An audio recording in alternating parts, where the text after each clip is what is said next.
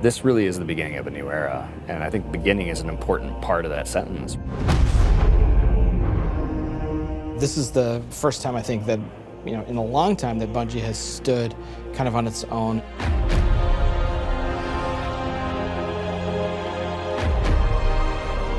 And we're self-publishing. It's a really big deal. There's a huge opportunity here for us to really make our own decisions. It's a turning point for us. We are in charge of our own destiny.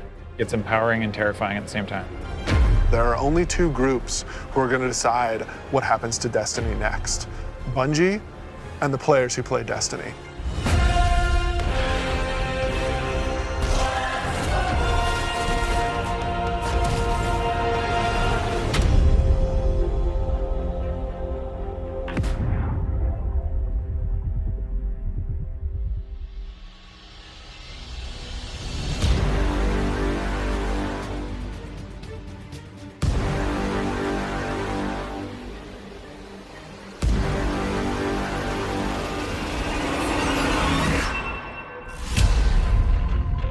So at its core, Shadowkeep is about returning to the moon. We haven't been to the moon in a while, since Destiny 1, and a lot's changed.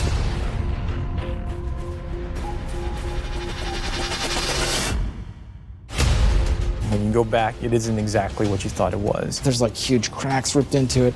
There's a weird scarlet fortress. And so the context of the moon has been updated entirely. This isn't just about the hive anymore. It's about something else, something terrifying.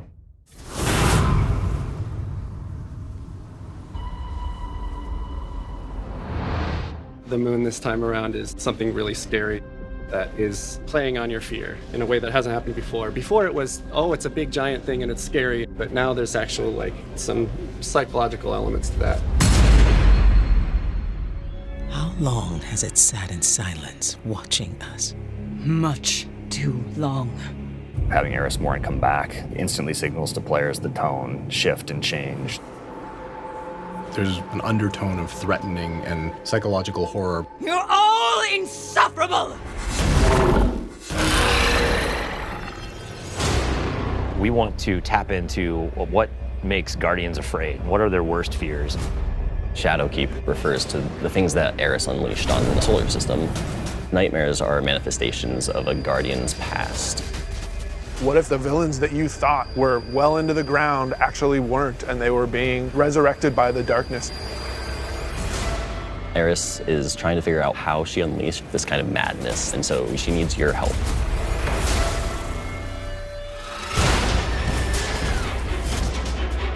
You can't just kill them and make them go away. What if you can't do all of the things that you've grown accustomed to doing? Being unable to achieve what you're trying to achieve, no matter how hard you try.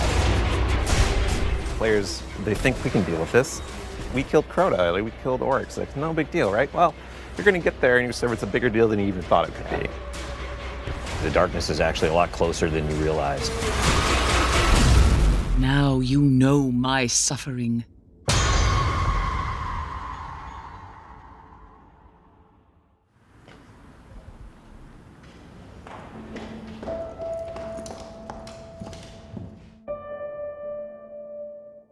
It's been a year, basically, of just a constant two-way dialogue with all of our passionate players. Under it or on the sides of it more? The number of green... That's really informed what it is that players want out of the Destiny game and how we're evolving, not just the story of the world, but what happens to you as a Guardian. The thing that was supposed to blow you back or whatever, it's related to acceleration. A bunch of the work that we're doing is about adding depth to the character sheet. The teams are thinking about how do we want to evolve armor, get more stats into the game, get more player customization. How can we get the depth of pursuit for how you want to play with this awesome character you've been building now for, some of us 5 years. And completely new ways of deepening the character RPG that we all know and love and want to be better.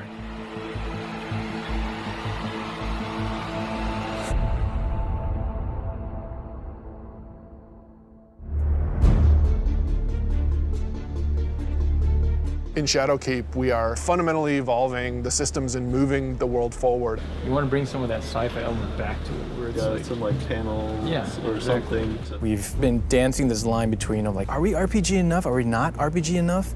And now we're like, you know what? Screw it. Let's just go all in and just say like, hey, let's give players what they want.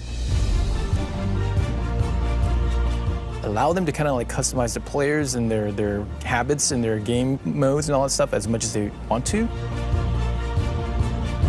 So in Shadowkeep, what we're doing is changing the way that armor, perks, and mods work pretty significantly. Right now in the game, if you have an armor set that you like the look of, but you have another armor set that you like the way it plays, you're probably going to pick the one that you like the way it plays. Armor 2.0 is focused on allowing you to take the mods that you've unlocked and apply them to any given piece of armor. When I move my cursor over one of these mod sockets, it immediately shows me all of the mods that are available to me. Personally, I'm excited about the artifact. Players just get to kind of like fidget with these knobs and switches and do all the things that they want to do. When you get to this last tier, each of these perks gets relatively close to what an exotic might feel like. That's going to be a lot of fun. It's going to be a lot of fun.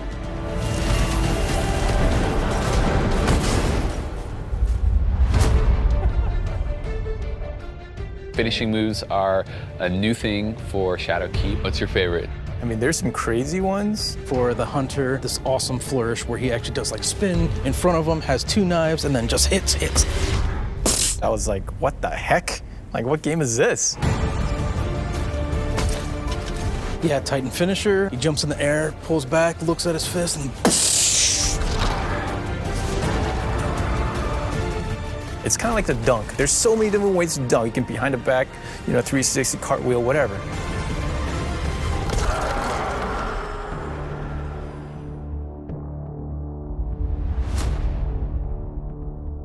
We're in the playtest lab every day, trying to figure out what's good for the game, what do people want, what have they been asking for, trying new ideas. So I want to try, I added radar hiding. Let me know how it feels to get shot by the heavy bow. I am working on an exotic heavy bow, and I'm just working on figuring out some knockback, trying to see how big this, okay, that's probably too much, but you get the idea. This is an exotic trace rifle. Fire it on an enemy and it creates a big old crit spot. Here's a hand cannon that Victor's working on. It fires special ammo, and it's a little bit like a one-handed sniper. Like, it's actually our only hand cannon with a scope on it. Right now, it kind of lights you on fire if you keep firing it too much. We'll see. Some people like it, some people are kind of but we'll hammer it all out. All right, it's time. It's about to get loud in here. 1v1. 1v1 on the board. Oh! One of the things we really want to focus on, especially with Season 8 and the start of Shadowkeep, is a renewed focus on PvP. You're all on the other team. We're updating labs to include some much-loved game types from the past. We're also redoing a bunch of the playlists and how they work. But the really important thing for players to know is this is just the beginning. This is us building the foundation of what we're doing with the Crucible going forward.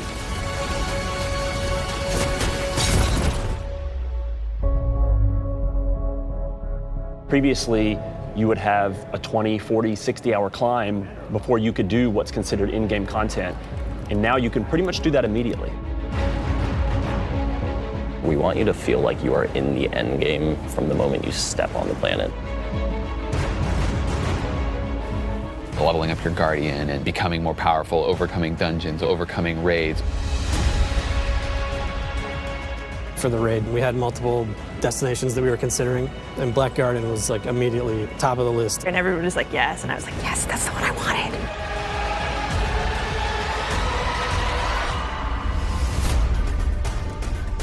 With Forsaken, we've started finding more ways for players to customize and personalize their character and differentiate themselves.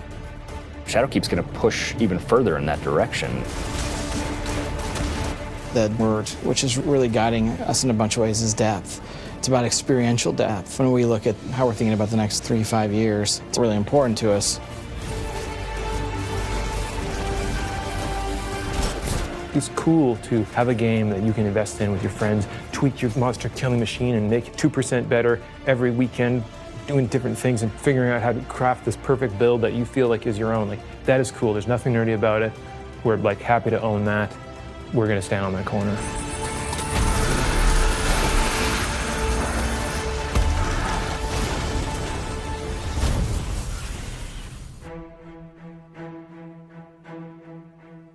As things change, if the game doesn't feel like it's changing to meet the new landscape, it just all fall down.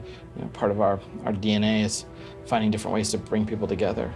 We needed a way to crush the barriers between friends. We all have friends who could play Destiny, who are interested in it, but then we think about recommending it like, oh man, you're gonna have to play about 40 hours by yourself, and then you gotta pay all this money, and you know, maybe you should just play something else. And that can't be the story. We need an entry point for your friends to be able to get into Destiny. This is just simply about bringing people together to make it easy for players to enter this universe. There's a new entry point coming out in September called New Light, and New Light is a free-to-download experience. We're going to start off in the same place where Guardians first came into the world. Guardian. Guardian? Eyes up, Guardian. It worked.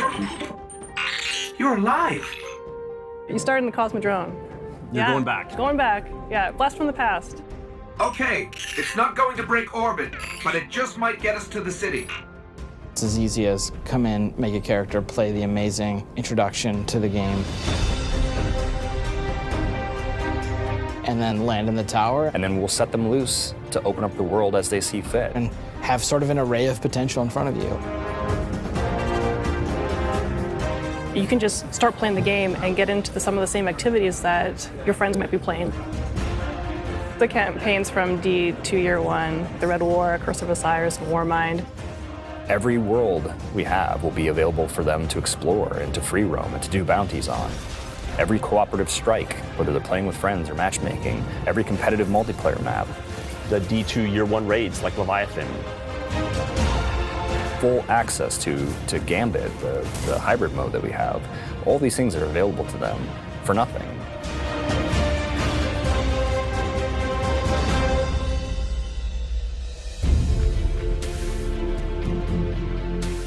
We've always said that Destiny is best when you play it with your friends, and we're trying to make it easier. So if your friends who are playing Destiny are on different platforms, we're adding cross-save so that you can move between the different platforms and play wherever your friends are. Like if I'm playing and I want to move over to my PC, I should have my character go with me. We want Destiny to meet you wherever you want to play, so that's incredibly important for us. We wanted cross-save before we shipped Destiny 2, right? Like a bunch of it was built. We just couldn't get there for capital R reasons. And many of those reasons have disappeared. So we are headed full steam ahead on that. And we got to figure out how we're going to get there and how we're going to give the players what they want.